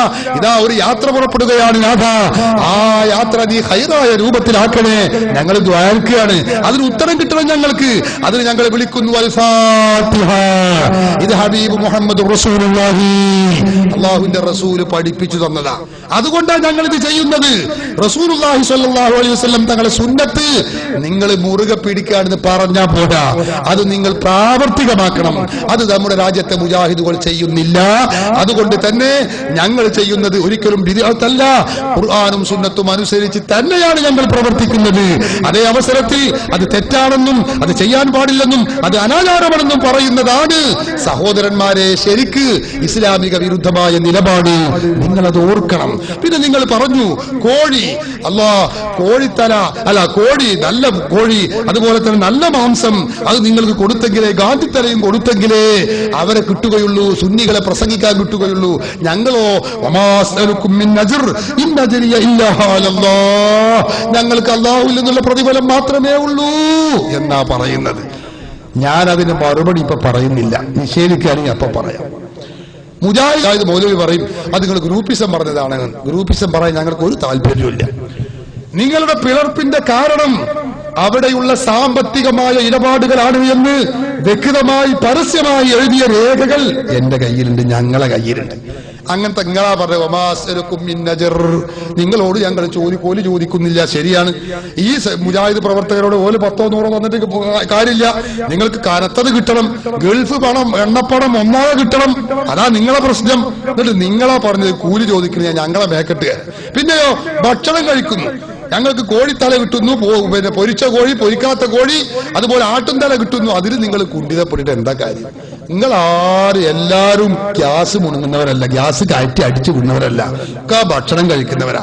ഞങ്ങളിലേറെ എന്നെക്കൊണ്ട് നിങ്ങൾ വായിപ്പിക്കണം. ഇതേതാ പുസ്തകം എന്നറിയോ നിങ്ങളെ കേരള രഘുവത്തുൽ മുജാഹിദീൻ അടിച്ചിറക്കിയ വെട്ടം അബ്ദുള്ള ഹാജി എന്ന് പറയുന്ന കൂട്ടായി അബ്ദുള്ള ഹാജിനെ പറ്റി പറയുന്ന മത് എഴുതിയ KNM പ്രസിദ്ധീകരിച്ച പുസ്തകം. ഇതിലുണ്ട് മൂപ്പര തീറ്റന്റെ പോരിശ. ഒരു നേതാവിന്റെ തീറ്റന്റെ പോരിശ പറഞ്ഞപ്പോഴേക്കെന്നെ കീപ്പട്ടേക്ക് മൂക്ക് പിടിച്ച് ലജ്ജിക്കേണ്ട അവസ്ഥയാണ് നമുക്കുള്ളത്. ഞാൻ വായിക്കണോ നിങ്ങൾക്ക്? ഞാൻ 1-2 വായിച്ചുതരാം. വെട്ടം അബ്ദുള്ള ഹാജി, അദ്ദേഹത്തെ കുറിച്ച് അദ്ദേഹത്തിന്റെ പ്രത്യേകതകളും മുജാഹിദ് മൗലവിമാരെ പൊതു സ്വഭാവം തന്നെ ഇതിൽ പറയുന്നുണ്ടോ? തലപ്പാവും താടിയുമുള്ള ഈ ആലിമീങ്ങൾക്ക് സാധാരണ പണ്ഡിതന്മാരെ പോലെയുള്ള ഭാവവും പ്രകടനവും ഇല്ലല്ലോ എന്നതാണ് അവരെ ആശ്ചര്യപ്പെടുത്തിയത്. നോക്ക് നിങ്ങൾ, മുജാഹിദ് മൗലവിമാർ അങ്ങാടിക്കടുത്തു വെച്ച് ചക്കയിടിച്ച് തിന്നുന്നതും കൂടി കണ്ടപ്പോൾ നാട്ടുകാരുടെ അത്ഭുതം ഇരട്ടിയാവൂലേ? എന്താ പറഞ്ഞ? മുജാഹിദ് മൗലവിമാരൊക്കെ വന്നിട്ട് നാട്ടിൽ ഒരു പ്രാവിൽ കാര്യന് ചക്കട്ട് തിന്നുക എന്ന് പറഞ്ഞാൽ അത് ഉസുറും പുളിയുണ്ട് ഇവർക്ക്. എന്നിട്ട് മൗലവിമാര് പ്രസംഗിക്കാൻ വന്നതാണ്. എന്നിട്ട് ഓൾക്ക് ആരും കൊടുക്കായിട്ട് പ്രാവ് കാര്യമായിട്ട് ചക്കട്ട് തിന്നൂന്ന് KNM പ്രസിദ്ധീകരിച്ച ബുക്കിലാണുള്ളത്. എന്നിട്ട് നിങ്ങളാ തീറ്റനെ പറ്റി പറഞ്ഞു കഴിഞ്ഞോ? നിങ്ങൾക്ക് വെട്ടം അബ്ദുള്ള ഹാജിന്റെ മതി അറിയണോ? വെട്ടം അബ്ദുള്ള ഹാജി എന്താ പരിപാടി എന്നറിയാം? മൂപ്പര തീറ്റ ചില്ലറ തീറ്റ ഒന്നുമല്ല. നിങ്ങൾ കേട്ടോളി. കണ്ടോ, മാംസം ഹാജിക്ക് ഇഷ്ടപ്പെട്ട ആഹാരമായിരുന്നു. മാംസേ സുന്നികൾക്ക് മാത്രമല്ല, മുജാഹിദിന്റെ ടോപ്പ് നേതാവ് വെട്ടം അബ്ദുള്ള ഹാജി എന്ന കൂട്ടായി അബ്ദുള്ള ഹാജി എറണാകുളം സമ്മേളനത്തിന്റെയും മറ്റു സമ്മേളനങ്ങളെയും സുവനീരിൽ ഹാജിയുടെ ഫോട്ടോ ഇല്ലേ എന്ന് നോക്കിക്കൂടെ? നിങ്ങളെ നേതാവാന്ന് എഴുതി പരിചയപ്പെടുത്തിയ ആളല്ലേ, KNM പ്രസിദ്ധീകരിച്ചതല്ലേ? അതിൽ കണ്ടോ, മാംസം ഹാജിക്ക് ഇഷ്ടപ്പെട്ട ആഹാരമായിരുന്നു. ഒരു ദിവസം അധികാരിയോട് ഹാജി കാട്ടിയിറച്ചി കിട്ടുമോ എന്ന് അന്വേഷിച്ചു. ഉടനെ തന്നെ അധികാരി വെടിവെച്ച് കാട്ടിയിറച്ചി കൊണ്ടുവരാൻ കാട്ടിലേക്ക് ആളെ അയച്ചു. കുറെ കഴിഞ്ഞ് കാട്ടിയിറച്ചി ലഭിക്കുകയും ഹാജി ഇഷ്ടം പോലെ സന്തോഷത്തോടെ തിന്നുകയും ചെയ്തു. അധികാരിയോട് പ്രസംഗിക്കാൻ ചെന്നിട്ടേ കാട്ടിയിറച്ചി വേണമെന്നാ പറഞ്ഞത്. കോഴിയും ആടൊന്നും പോരാ, ഇതിന് കാട്ടു പോയിട്ട് കാട്ടിയിറച്ചിനെ വെടിവെച്ച് കൊണ്ടുവരിക. എന്നിട്ട് ഞങ്ങളോട് തീറ്റനെ പറ്റി പറയണത് നിങ്ങൾക്ക് അറിയണോ? ഇനി എന്നുണ്ടോ? ഇത് നോക്കൂ നിങ്ങൾ, വെട്ടം അബ്ദുള്ള ഹാജിയുടെ തന്നെ ഫളീലത്ത് മുജാഹിദ് പറയാണ്. രസമുണ്ട്. എന്താണ് കണ്ടോ? മുജാഹിദ് മൗലവിന്റെ സംസ്കാരം നിങ്ങൾ കേട്ടോളൂ. ശൈലിക്കൊരു മാറ്റം. മറ്റൊരു രസകരമായ സംഭവം, ഹാജി പ്രസംഗിക്കുമ്പോൾ ദേഷ്യം വന്നാൽ പരുഷമായി സംസാരിക്കാറുണ്ടായിരുന്നു. മുജാഹിദിന്റെ ടോപ്പ് നേതാവാണ്. ദേഷ്യം വന്നാൽ പിന്നെ മൂപ്പർക്ക് ഇന്നത് പറയാനില്ല, അങ്ങോട്ട് പറയും എന്തെങ്കിലുമൊക്കെ. മരമണ്ടത്തലയോ എന്നിത്യാദി പ്രയോഗങ്ങൾ നടത്തും. അതൊക്കെ മുജാഹിദിന്റെ സംസ്കാരമാണ്. ഒരിക്കൽ ഉമറുകുട്ടി ഹാജി അദ്ദേഹത്തോട് പറഞ്ഞു, ഹാജി പരുഷമായ ഭാഷ സംസാരിക്കാതെ പ്രസംഗിച്ചിരുന്നെങ്കിൽ കുറെ കൂടി നന്നാകുമായിരുന്നു. പ്രസംഗത്തിന്റെ മഹത്വം വർദ്ധിക്കും. അപ്പൊ നല്ല ഭാഷ പറഞ്ഞാൽ നല്ല രസാണ് എന്ന് പറഞ്ഞു ഉമറുകുട്ടി ഹാജി എന്ന് പറയുന്ന ഇടവണ്ണയിലെ മുജാഹിദ് നേതാവ്. ഹാജി അപ്പൊ കൂട്ടായി അബ്ദുള്ള ഹാജി പറഞ്ഞു. ഹാജി അത് കേട്ടു പറഞ്ഞു, ശരി ചീത്ത പറയില്ല, ഞാൻ ചീത്ത പറയില്ല. ചീത്ത പറഞ്ഞില്ലെങ്കിൽ നീ എന്തു തരും? പ്രസംഗത്തിന് ഞാൻ ആളുകളെ ചീത്ത പറയില്ല, ശരി തന്നെ. പകരം എന്താ തരിക നോക്കണം നിങ്ങൾ. പകരം എന്താ തരിക? വല്ലതും തരികയാണെങ്കിൽ ഞാൻ ചീത്ത പറയില്ല എന്ന് പറഞ്ഞു. അപ്പൊ ഉമറുകുട്ടി ഹാജി പറഞ്ഞു, ഹാജിക്ക് എന്താണ് വേണ്ടത് എന്ന് ചോദിച്ചു. എന്താ വേണ്ടത് വെച്ചാ തരാം. അപ്പൊ ഹാജി പറയാ, പൂളയും ഇറച്ചി കൂട്ടാനും തന്നാൽ ഞാൻ ഇന്ന് അപ്രകാരം പറയില്ല. എങ്ങനെയുണ്ട്? വായിൽ നോക്ക് നിങ്ങൾ. പ്രസംഗത്തിൽ സംസ്കാരം ഉണ്ടാവാൻ, നല്ല രൂപത്തിലൊന്നാണ് പ്രസംഗിച്ച് തീർക്കാൻ എന്താ വേണ്ടത്? ഇറച്ചിയും പൂളിയും കൊടുക്കണം. അങ്ങനത്തെ ഞങ്ങളെ ഉപദേശിക്കുന്നത്. ഇറച്ചിയും പൂളിയും കിട്ടിയെങ്കിലേ ഹാജിക്ക് നല്ല സംസ്കാരം വരുള്ളൂ. നിങ്ങൾ നോക്കി. എന്നിട്ട് എന്താ? അങ്ങനെ അന്നത്തെ പ്രസംഗം നടക്കുകയായിരുന്നു. സംസാരിച്ചൊരു വിഷയമെത്തിയപ്പോ ഹാജി കയ്യിൽ 2 തവണ ശക്തിയായി തട്ടിക്കൊണ്ട് പറഞ്ഞു. അങ്ങനെ ചൂടായപ്പോഴേ, ഇപ്പോഴല്ലേ ഇവരെ ചീത്ത പറയേണ്ടത്, പക്ഷേ ഇന്ന് ഞാൻ ഒരാളോട് ചീത്ത പറയില്ലെന്ന് ഏറ്റിട്ടുണ്ട്, അതുകൊണ്ട് ഇന്ന് പറയുന്നില്ല. തിന്ന പൂളക്കുള്ള നന്ദിയാണ് കാണിക്കണത്. നോക്കുകള് എന്താണ് ഞങ്ങളോടൊക്കെ ഈ ജാതി സംസ്കാരം പറഞ്ഞാൽ കഴിഞ്ഞ സഹോദരന്മാരെ നോക്ക് നിങ്ങൾ. വേറൊന്നും അതെ വേറൊന്ന് നോക്ക്. പൂളയും ഇറച്ചിയുമാണ് ഹാജിയുടെ ഇഷ്ട ആഹാരം. പൂളയും ഇറച്ചിയുമാണ് ഹാജിയുടെ ഇഷ്ടാഹാരം. ഞങ്ങൾ ഖുർആൻ ഓതിയിട്ട് പൈസ വാങ്ങണില്ല എന്നാ പറഞ്ഞു. എന്നാ കേട്ടോളി. ഒരു ജുസ് മുഴുവനാകുന്ന ദിവസം, ഒരു ജുസ് ഖുർആൻ പഠിപ്പിച്ച ഒരു ജുസ് മുഴുവനാകുന്ന ദിവസം പൂളയും ഇറച്ചിയും ഉണ്ടാകണമെന്നത് നിർബന്ധമാണ് ഹാജിക്ക്. സുന്നത്ത് കൂടിയല്ല, നിങ്ങളെ താടിയെ പോലല്ലത്, ഇത് നിർബന്ധം തന്നെയാണ്. ഏത് ഖുർആൻ ഓതി അൽഫാത്തിഹ പറഞ്ഞ് പൈസ വാങ്ങണില്ല എന്ന് പറഞ്ഞ മൗലവിയെ കേന്ദ്രം പ്രസിദ്ധീകരിച്ച പുസ്തകം അത്. ഒരു ജുസ്ആണ് തീരുമ്പോഴേക്കേ ഇറച്ചിയും പൂളയും ഉണ്ടാകണമെന്നത് നിർബന്ധമാണ്. എങ്ങനെയുണ്ട്? ഇതാണ് മൗലവിയുടെ ഊക്ക്, ഭക്ഷണത്തിന്റെ ഊക്ക്, ഭക്ഷണത്തിലുള്ള ആർത്തി. ഇത് നിങ്ങൾക്കറിയണം. ഹാജിയോട്, കൂട്ടായി അബ്ദുള്ള ഹാജിയോട് ഉമർ കുട്ടി ഹാജി ഒരിക്കൽ ചോദിച്ചു, മയിലിനെ തിന്നാൻ പറ്റുമോ? മയില് എന്ന് പറഞ്ഞ സാധനം ഉണ്ടല്ലേ, നമുക്കറിയാലോ, അത് തിന്നാൻ പറ്റുമോ? ഉടനെ ഹാജിയുടെ പ്രതികരണം, അതിന് നിങ്ങൾ അത് തന്നു നോക്കിയോ? എന്നാലല്ലേ പറ്റുള്ളൂ അറിയുള്ളൂ. മയിലേ നിങ്ങളറിയോ, സാധനം തിന്നാൻ പറ്റുന്ന സാധനമല്ലേ ഈ മയില്. ഇത് വഹാബിയ മൗലവിയെ ഞങ്ങൾ കോഴി ആടൊക്കെ തിന്നിനുള്ളൂ. നിങ്ങൾ തിന്നുന്നത് എന്താ? ഞാൻ പറയണപ്പോ എന്നെ കൊണ്ട് പറയിപ്പിക്കണോ? ഇതൊക്കെ തിന്നത് മയില്. എന്നിട്ടോ നിങ്ങൾ തിന്നു നോക്കിയോ? അങ്ങനെ മയിലിറച്ചി സംഘടിപ്പിച്ചു. അപ്പൊ ഉമർ കുട്ടിയാജ് എന്ത് ചെയ്തു? എന്നാ നോക്കാം, മയിലിറച്ചി തിന്നു നോക്കാലോ, നമുക്ക് അറിയാലോ. മയിലിറച്ചി സംഘടിപ്പിച്ചു. അത് നല്ലോണം തിന്നിട്ട് ഹാജിയാര് പറഞ്ഞു, ഇതിന് നല്ല കോഴിയുടെ രുചിയാണല്ലോ. മയിലിറച്ചി തിന്നിട്ടേ ഈ കാക്ക സാധനം പറയാണ്, എന്താ പറഞ്ഞത് അറിയോ? നല്ല കോഴിയുടെ രുചിയാണല്ലോ. ഏത്? ഇതങ്ങളെ തീറ്റ. മനസ്സിലായോ? ഇത് നിങ്ങൾക്കറിയോ? പണ്ഡിതന്മാരുടെ പ്രബലമായ അഭിപ്രായം അനുസരിച്ച് മയില് തിന്നാൻ പാടില്ല. എന്നിട്ടോ മൂപ്പർക്ക് പരിപാടി അത് നല്ല കോഴി ഇറച്ചിയുടെ എന്താണ് ടേസ്റ്റാണ്. ഇതാ നിങ്ങളെ തീറ്റ. ഞാനിതെല്ലാം കൂടി പറയുമ്പോഴേക്ക് സമയം വൈകിപ്പോകും. ഇനി അത് മാത്രമല്ല, സദസ്സിൽ വെച്ച് ചെയ്യുന്ന കാര്യങ്ങൾ അറിയോ നിങ്ങൾ? സദസ്സിലേക്ക് അദ്ദേഹം ഒരു കടാരയുമായിട്ടാണ് അത്ര കടന്നു വരിക. എന്നിട്ടോ പ്രസംഗമധ്യേ ശബ്ദമിടറിയാൽ കടാര കൊണ്ട് അവിടെ ഇരിക്കുന്ന ലേഹത്തിൽ നിന്ന് കടാര കൊണ്ട് ഇങ്ങനെ എടുത്ത് വായിലേക്ക് ഇങ്ങനെ ആൾക്കാർ കാണുന്ന കോലത്തിൽ ലേഹം കൊണ്ട് ഇവിടെ ഉണ്ട്. വയല് പറയുന്നതിനിടയിൽ ശബ്ദത്തിന് ഇടർച്ച വന്നാൽ ഡപ്പിയിൽ നിന്ന് ലേഹ്യമെടുത്ത് കടാര കൊണ്ട് നാവിൽ തേച്ച് തിന്നും. എങ്ങനെയുണ്ട്? എന്തേക്കാളാ രങ്ങളിത് അങ്ങനെയാണ് തിന്നാല്. ഈ ജാതി പുളുപ്പ് സംസ്കാരമൊക്കെ നിങ്ങളെ മൗലവിമാർക്കും നേതാക്കൾക്കും ഇല്ല. ഇത് കേന്ദ്രം പ്രസിദ്ധീകരിച്ച പുസ്തകം. മൂപ്പറ മദ്ഹ് പറയാണ് നോക്കണം. കഴിഞ്ഞോ നിങ്ങൾ? ഒരിക്കൽ എടവണ്ണയിൽ ഹാജി പ്രസംഗിക്കുകയായിരുന്നു. അതിനിടയിൽ അല്പനേരത്തേക്ക് പ്രസംഗം നിർത്തി. എന്തിനാ നിർത്തിയത്? കുറച്ചു പാൽ കുടിക്കാൻ വേണ്ടിയാണ്. പ്രസംഗിക്കുന്നതിന് മുമ്പല്ല, പ്രസംഗിച്ചിട്ട് ഇടയിലും തിന്നണ ഇയാൾക്ക്. അതാ രസം. പാല് കുടിക്കുകയാണ്. എന്നിട്ടോ അപ്പോൾ ഐദുർ മൊല്ലാക്ക കുറച്ച് ബെയ്ത്തുകൾ പാടാൻ തുടങ്ങി. നല്ല ആശയങ്ങളായിരുന്നു ആ ബെയ്ത്തുകളുടെ ഉള്ളടക്കം. അപ്പോൾ ഹാജി പാലിന്റെ ഗ്ലാസ് മൊല്ലാക്കൊന്ന് നീട്ടിക്കൊടുത്തു. നല്ല ബെയ്ത്ത് കേട്ടപ്പോ ഇവർക്ക് നല്ല ആവേശമായി. അപ്പൊ ഈ ഗ്ലാസ് അങ്ങനെ നീട്ടിക്കൊടുത്തു. ഗ്ലാസ് വാങ്ങാനായി പാവം മൊല്ലാക്ക ഒരുങ്ങിയപ്പോൾ ഹാജി ഗ്ലാസ് കൊടുത്തതുമില്ല. എന്നിട്ടോ ഒറ്റ വലിക്ക് പാല് മുഴുവനും കുടിച്ചു തീർക്കുകയും ചെയ്തു. എങ്ങനെയുണ്ട്? നിങ്ങളെ ഹോജന്റെ കഥയാണ് ഈ പറയണതേ. ഞങ്ങളാരും അത് ചെയ്യണില്ല. അങ്ങനെ വേണോന്ന് ചോദിച്ചു നാക്കുന്ന എന്തായാലും പറയാം, നമ്മള് നാക്കിട്ടടിപ്പിക്കല്ല, എന്തായാലും പറയല്. അതന്നെ, അത് നമ്മൾ ചെയ്യരുത്. നമ്മൾ കൊടുക്കാനുള്ളത് കൊടുക്കാന്നല്ലാതെ ഈ ജാതി സംസ്കാരമൊക്കെ നിങ്ങളെ ആളുകൾക്കല്ല. എന്നിട്ട് നിങ്ങളാ ഞങ്ങളോട് തീറ്റനെ കുറിച്ച് വഴന്ന് പറഞ്ഞത്. ഇതൊക്കെ ഒന്ന് വായിച്ചിട്ട് മുജാഹിദ് പ്രസ്ഥാനത്തെ കുറിച്ച് നിങ്ങളൊന്ന് പഠിച്ചിട്ട് വന്നാ പോരെ. സഹോദരന്മാരെ, അങ്ങനെ ചുരുക്കി പറയാ, ഇയാളെ മധുഹ് ഇങ്ങനെ ഓരോന്ന് പറയുമ്പോഴേക്ക് നേരം വൈകും. ഇയാള് പറയുന്നത് മധുഹിനെ പറ്റി പിന്നെ പറയുന്നുണ്ട്. ഇയാൾക്ക് തിന്നാല് വഴലിന്റെ മുമ്പും തിന്നണം, പരിപാടി തിന്നണം. ഞാൻ വെറുതെ പറയല്ല. ഉമർ കുട്ടി ഈ കൂട്ടായി അബ്ദുള്ളാജിയുടെ പ്രത്യേകത പറയാ. വാഴലിന് ഞങ്ങൾക്കൊക്കെ എപ്പോഴെങ്കിലും ഒരു നേരത്ത് പോയി. ഞാൻ ഇപ്പൊ ഇവിടെ വന്നു, ഇവിടെ നേരെ സ്റ്റേജിക്ക് വന്നു. എന്നിട്ട് ഇനി വാഴല് കഴിഞ്ഞ് വല്ല ഭക്ഷണം വരെ തന്നെങ്കിൽ ഞങ്ങൾ തിന്നു, ഇല്ലെങ്കിൽ ഞാൻ പോകുന്നിടത്ത് പോകും. ഇങ്ങനെയാണ് പരിപാടി. എന്താ ഇയാൾക്ക് അങ്ങനെയല്ല. വാഴലിന് മുമ്പും തിന്നണം, വാഴല് കഴിഞ്ഞിട്ട് തിന്നണം. അതെന്നെ മൂക്കറ്റോളം തിന്നും വേണം, വയറു നിറച്ച് തിന്നും വേണം. അതിന്റെ അടിയിൽ പാലും വേണം. അതൊരു പാല് ഒറ്റ വലിക്കാട് കുടിച്ചാൽ, നമ്മളാരും ഒരു വലിക്ക് കുടിച്ചാൽ നമ്മൾ ഒരു ഗ്ലാസ് പാൽ. ഇത് നിങ്ങളെ ബുക്ക് എന്നാ ഞാൻ പറഞ്ഞത്. അങ്ങനെയുള്ള നിങ്ങൾ ഞങ്ങളോട് വല്ലാത്തൊരു പ്രയോഗമായിട്ടത് അല്ല. ഞാൻ നേരത്തെ മൗലവിയുടെ ഭാഷ കണ്ടെടുക്കുക. അള്ളാഹു വല്ലാത്തൊരു പ്രയോഗമാണ് ഇപ്പൊ ഈ നടത്തിയത് കേട്ടോ. വല്ലാത്തൊരു പ്രയോഗമാണ് നിങ്ങളെ ഈ ബുക്കിലുള്ളത് കേട്ടോ. ഇത് ഒരിക്കലും ശരിയല്ലേ. ഈ ജാതി സംസ്കാരം വെച്ചവരോട് ഞങ്ങളെ മാന്യമായി ഞങ്ങൾ പറയുന്നു. ഞങ്ങളോട് നിങ്ങൾ തീറ്റന്റെ കഥ പറയണ്ട. ഞങ്ങളിപ്പോ ഇതേ വായിച്ചിട്ടുള്ളൂ. ഇനിയിപ്പോൾ അവിടെ ഇരിക്കട്ടെ, പിന്നെ ആവശ്യം വായിക്കാം. ഇത്ര ഇപ്പൊ ഞാൻ പറയുന്നു.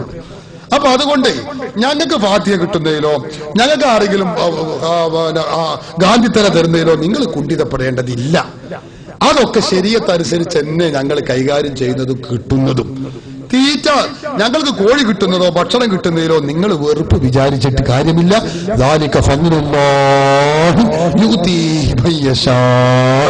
അള്ളാഹുവിന്റെ ഔദാര്യം അള്ളാഹു ഇച്ഛിക്കുന്നവർക്കും ഉദ്ദേശിക്കുന്നവർക്കുമാണ് അള്ളാഹു നൽകുന്നത്. അതുകൊണ്ട് നിങ്ങൾ ഇസ്ലാമിന്റെ പേരിൽ ആവശ്യമില്ലാത്തത് അപരാധങ്ങൾ പറഞ്ഞു പരത്തരുതേ എന്നേ ഞങ്ങൾക്ക് പറയാം. ഇവിടെ ഖുർആനിന്റെ പേരിൽ, സുന്നത്തിന്റെ പേരിൽ, ഇസ്ലാമിന്റെ പേരിൽ മൗലവി പറഞ്ഞിട്ടുള്ള കാര്യങ്ങൾ മുഴുവനും ഞാൻ പറഞ്ഞല്ലോ. അദ്ദേഹം അതിന്റെ ആമുഖത്തിൽ പറഞ്ഞതുപോലെ എന്നെ നിങ്ങൾ വിശ്വസിക്കരുതേ എന്ന് പറഞ്ഞതുപോലെ തനി അസംബന്ധമാണ്, ദുർവ്യാഖ്യാനങ്ങളാണ്. ഖുർആനിനെയും സുന്നത്തിനെയും പച്ചയായി ദുർവ്യാഖ്യാനിക്കുകയാണ് അയിമ്മത്ത് മുജ്തഹിദുകൾ, അതുപോലെ മദ്ഹബിന്റെ ഇമാമുകൾ, പൂർവ്വസൂരികളായ പണ്ഡിത മഹത്തുക്കൾ, അവരൊക്കെ കാണിച്ചു പഠിപ്പിച്ചു തന്ന ആശയങ്ങൾ. അതാണ് ദീൻ. ഞാൻ പറഞ്ഞല്ലോ അല്ലാഹുവിന്റെ ഖുർആൻ പഠിപ്പിച്ചത് ഇഹ്ദിനസ് സിറാത്തുൽ മുസ്തഖീം സിറാത്തുൽ ലദീന അൻഅംത അലൈഹിം, അല്ലാഹു അനുഗ്രഹിച്ച സജ്ജനങ്ങളുടെ മാർഗമാണ് ശരിയായ ദീൻ. ആ മാർഗം അവലംബിക്കണം. അത് മാത്രമേ ദീനുള്ളൂ സഹോദരന്മാരെ. അത് സ്വഹാബത്ത്, താബിഉകൾ, താബിഉകൾ, സജ്ജനങ്ങൾ പൂർവീകരിലൂടെ കിട്ടിയ ആശയങ്ങളാണ് ദീൻ. അത് മാത്രമാണ് അഹ്ലുസ് സുന്നത്തി വൽ ജമാഅത്ത്. അതല്ലാതെ യാതൊന്നും സ്വർഗ്ഗത്തിലേക്ക് പ്രവേശിക്കുകയില്ല. അതിനെതിരെ ഹബീബ് മുഹമ്മദ് റസൂലുള്ളാഹി സല്ലല്ലാഹു അലൈഹി വസല്ലം പഠിപ്പിച്ചത് ഇമാം മുസ്ലിം ഉദ്ധരിച്ച ഹദീസിൽ നമുക്ക് കാണാൻ കഴിയും. യകൂനു ഫീ ആഖിരി സമാൻ ദജ്ജാലൂന കദ്ദാബൂൻ, അവസാന നാളുകളിൽ ഒരു വിഭാഗം ആളുകൾ ഇവിടെ വരും. ദജ്ജാലൂന കദ്ദാബൂൻ, അവർ അങ്ങേയറ്റം കളവ് പറയുന്നവരാണ്, സത്യവും അസത്യവും തമ്മിൽ കൂട്ടിക്കുഴക്കുന്നവരാണ്. യതൂരക്കും മിനൽ ഹദീസ് ബിമാ ലം തസ്മഉ അൻതും വലാ ആബാഉക്കും, നിങ്ങളും നിങ്ങളുടെ പിതാക്കളും കേട്ടിട്ടില്ലാത്ത ആശയങ്ങളാണ് അവർ ഇവിടെ പ്രചരിപ്പിക്കുക. സജ്ജനങ്ങളുടെ പാരമ്പര്യവും സജ്ജനങ്ങളുടെ പൈതൃകവും സജ്ജനങ്ങൾ പഠിപ്പിച്ച ആശയങ്ങൾക്കും വിരുദ്ധമാണ് അവരുടെ നിലപാടുകൾ.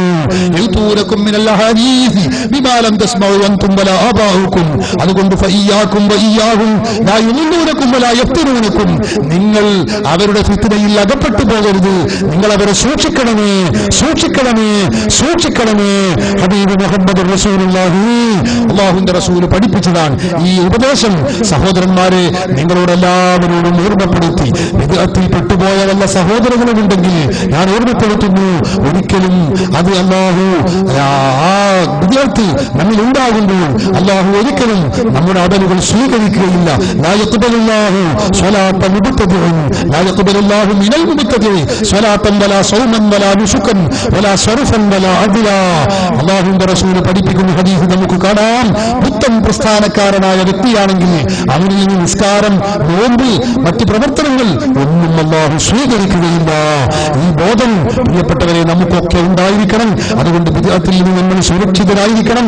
നമ്മയും നമ്മുടെ കുടുംബങ്ങളെയും ബിദ്അത്തിന് തൊട്ട് നാം കാത്തുരക്ഷിക്കണം. യഥാർത്ഥ അഹ്ലുസ് സുന്നത്തി വൽ ജമാഅത്തിൽ അടിയുറച്ച് ജീവിക്കാൻ നാം ശ്രമിക്കണം. അല്ലാഹു നമുക്ക് അനുഗ്രഹിക്കുമാറാവട്ടെ എന്ന് പറഞ്ഞ് ഞാൻ അവസാനിപ്പിക്കുകയാണ്. എല്ലാവരും ഒന്ന് എഴുന്നേൽക്കുക, നമുക്ക് പെട്ടെന്ന് ദുആ ചെയ്യാം. അൽഹംദുലില്ലാഹി റബ്ബിൽ ആലമീൻ. അല്ലാഹുമ്മ സ്വല്ലി അലാ റസൂലിക സയ്യിദിനാ മുഹമ്മദ് വഅലാ ആലി സയ്യിദിനാ വ മൗലാനാ മുഹമ്മദ്. അർഹമർ റഹീമായ റബ്ബേ, ഇത്രയും സമയം നിങ്ങൾ പറഞ്ഞതും കേട്ടതും ഒരു സ്വാലിഹായ അമലായി നിങ്ങൾ നിന്ന് ഖബൂൽ ചെയ്യണേ റഹ്മാനെ. ആഖിറത്തിൽ ഉപകരിക്കുന്ന പ്രവർത്തനങ്ങളിൽ ഇതിനെ നീ ഉൾപ്പെടുത്തണേ റഹ്മാനെ. ഈ പ്രദേശത്ത് അഹ്ലുസ് സുന്നത്തി വൽ ജമാഅത്തിന്റെ ആശയങ്ങൾ തകിടം മറിക്കാൻ വേണ്ടി ശ്രമിച്ചപ്പോൾ അതിന്റെ സത്യാവസ്ഥ മനസ്സിലാക്കുന്നതിന് വേണ്ടി ഈ മഹത്തായ പരിപാടി സംഘടിപ്പിച്ച പ്രവർത്തകർ, കഠിനാധ്വാനം ചെയ്തവർക്ക് നീ അർഹമായ പ്രതിഫലം നൽകണേ റഹ്മാനെ. ദുനിയാവിലും ആഖിറത്തിലും രക്ഷപ്പെടുത്തും